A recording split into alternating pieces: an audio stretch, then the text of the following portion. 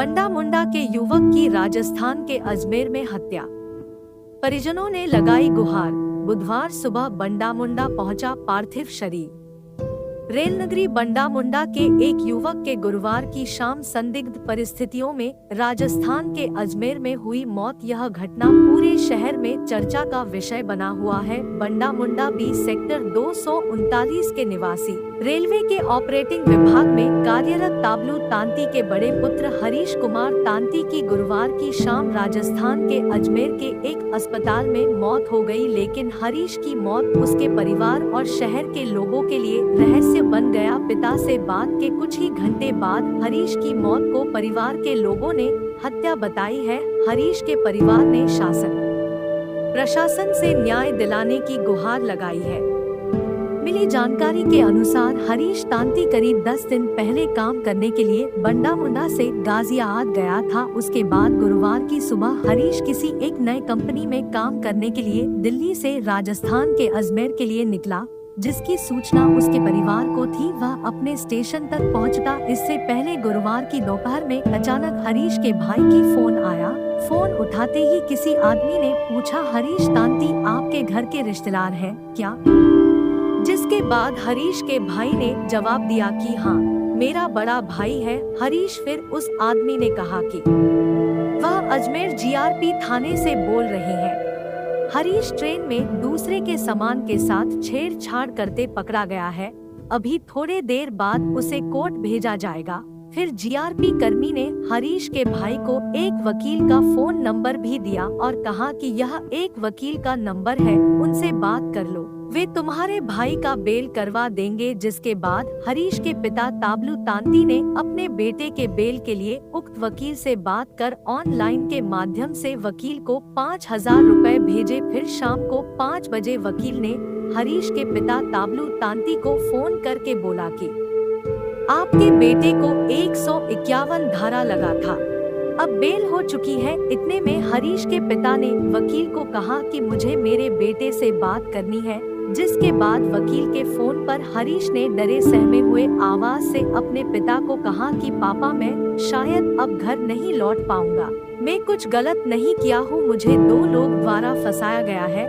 जिसके बाद वकील ने हरीश के पिता से कहा कि वे हरीश को जीआरपी थाना में सौंप दिया है और जीआरपी वाले ट्रेन में बैठा देंगे और वो जल्द ही घर पहुंच जाएगा। इतने में हरीश के परिवार ने थोड़ी राहत की सांस ली। अचानक शाम को फिर एक नई नंबर से हरीश के भाई के पास फोन आया, जिस पर एक आदमी ने कहा कि वह अजमेर सरकारी अस्पताल से बोल रहे हैं, हरीश की मौत हो चुकी है।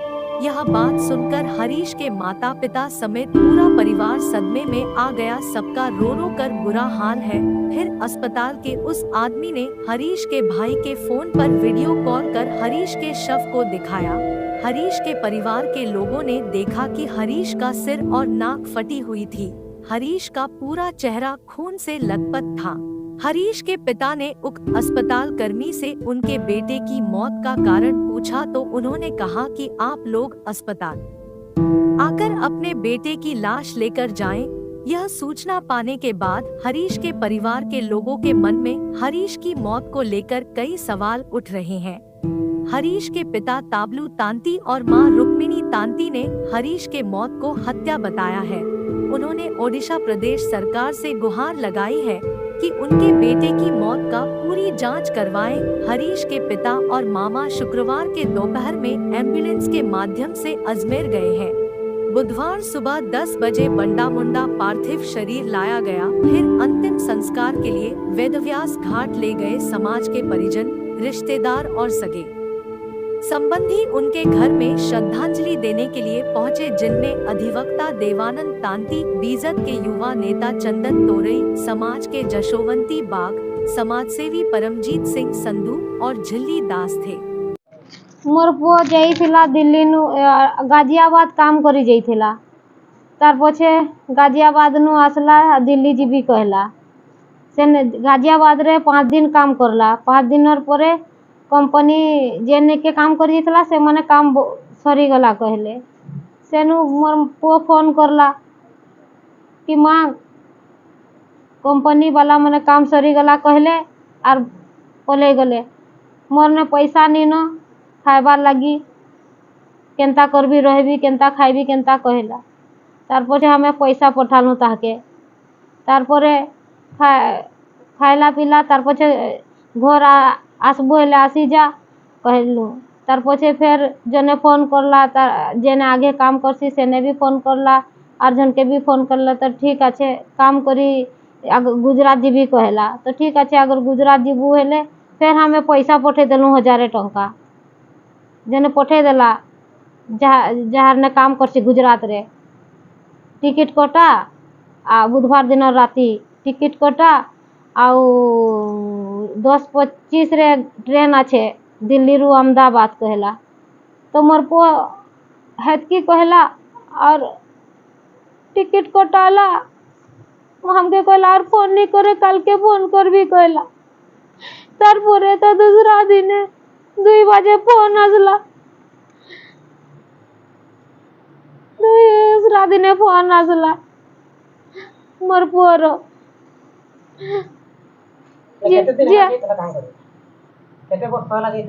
7 वर्ष नु काम करूचे से गुजरात रे के भी अंता नहीं है पहला तो रहे दीदी दिल्ली भी कहीं कहीं को जाई छे आसी छे एटा तो एछन 1-2 हफ्ता होछे एटा जाई थिला दिल्ली हेले केमती कोन घटना हैला पुलिस जणा पड़ला किछि जना नहीं आ परे तो तुम काके शक करू छो के भाग के शक एक बार हम बोल रहे हैं सुनिए आप लोग और काके शक करमु केनता हैला कहां हैला हेटा सेने बेटा गया था दिल्ली काम करने दिल्ली में काम खत्म हो गया बोलता है स्टाफ सब चला गया तो मेरा बेटा बोला कि हम राउरकेला आ जाएंगे पापा तो हम बोले राउरकेला कहाँ आ गया बेटा वहाँ तो इतना दूर गया तो उधर गुजरात चला जाओ काम करने दूसरा कंपनी तो है तो बोला ठीक है हम गुजरात चला जाएंगे तो वो दिल्ली से गुजरात जा रहा था तो जीआरपी सब उसको अजमेर में उसको पकड़ा बोलता है हम जीआरपी को पूछा तो जीआरपी बोला आरपीएफ हमको दिया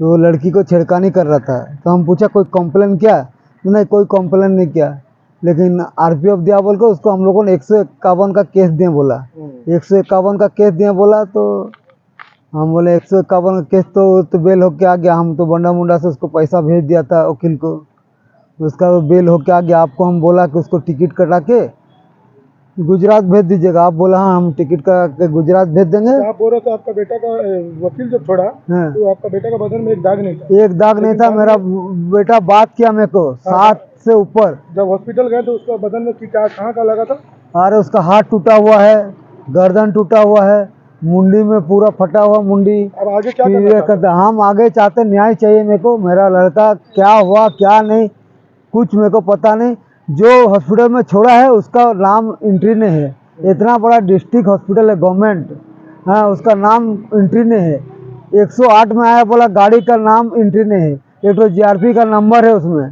तो जीआरपी का नंबर जो दिया वो जरूर जानता होगा जीआरपी को इसीलिए मेरे को न्याय चाहिए हम हरिजन आदमी है गरीब आदमी है मेरे को कोई सहायता नहीं किया मेरा लड़का का लाश जैसी तैसी का कम लेकर आए बहुत मुश्किल से मेरे को सरकार से न्याय है उड़ीसा सरकार हो चाहे राजस्थान सरकार हो उससे न्याय चाहिए और कुछ नहीं मेरा लड़का का हुआ क्या था मेरा लड़का कोई ऐसा क्राइम नहीं किया था कि उसको मौत तक आए और दूसरा बात है मेरा लड़का तो काम करने जा रहा था और मेरा लड़का के हाथ में टिकट भी था जीआरपी खुद बोला कि टिकट आपका लड़का का था तो हम बोला जीआरपी को आरपीएफ आपको कुछ कंप्लेन दिया क्या कि कोई जिसको लड़की को छिड़का नहीं कोई कंप्लेन नहीं दिया 151 का केस हम लोगों ने दर्ज किए थे उसका बाद कोर्ट से बेल भी वकील भी एक घंटा के अंदर ऐसा क्या होगा कि मेरा लड़का का मौत हो गया मेरे को आगे न्याय चाहिए। एक घटना के बारे में बोलना चाहता हूँ।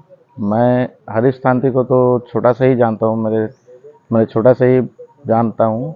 एक गुजरात में काम करता था और उसके साथ जो घटना हुआ है और उसका मौत हुआ है उसका पीछे क्या कारण है किस लिए हुआ है इसका वजह जानना ज़रूरी है क्योंकि ये काम करने गया था गुजरात से अजमेर में। इसका जो जीआरपी के पास जाने के बाद क्या हुआ क्या नहीं किसी को कुछ खबर नहीं। हम लोग का मांग ये है कि कम से कम उसका जो हत्या हुआ कि कैसे मरा कम से कम उसके परिवारजनों को ये जानकारी मिलना चाहिए क्योंकि उसका नेचुरल डेथ हुआ एक्सीडेंटली डेथ हुआ कि मर्डर हुआ कुछ भी हुआ जो भी हुआ उसका जानकारी हम लोग को मिलना चाहिए। हम लोग तो एडमिनिस्ट्रेशन से यही डिमांड है हम लोग का कि इसका उचित कार्रवाई किया जाए और इनको न्याय दिलाया जाए। हर तरह आदमी यहाँ पर बेटा को भेज रहा है नौकरी करने के लिए, पढ़ाने के लिए, वहाँ से बॉडी वापस माने डेड बॉडी आ रहा है। एक माने बेटा बाप जाकर बेटा का बॉडी को देह संस्कार करेगा, इससे खराब दिन और क्या है बताइए। हम लोग बेटा को पढ़ा रहे हैं, लिखा रहे हैं, उसको भेज रहे हैं पढ़ाई कर नौकरी करने के लिए, और वहाँ से डेड बॉडी वापस आ रहा है। इसीलिए हम लोग को ये एडमिनिस्ट्रेशन से ये डिमांड है कि उनका न्याय दिलाया जाए। बंडा मुंडारू, जॉन भेंगरा, सृष्टि न्यूज।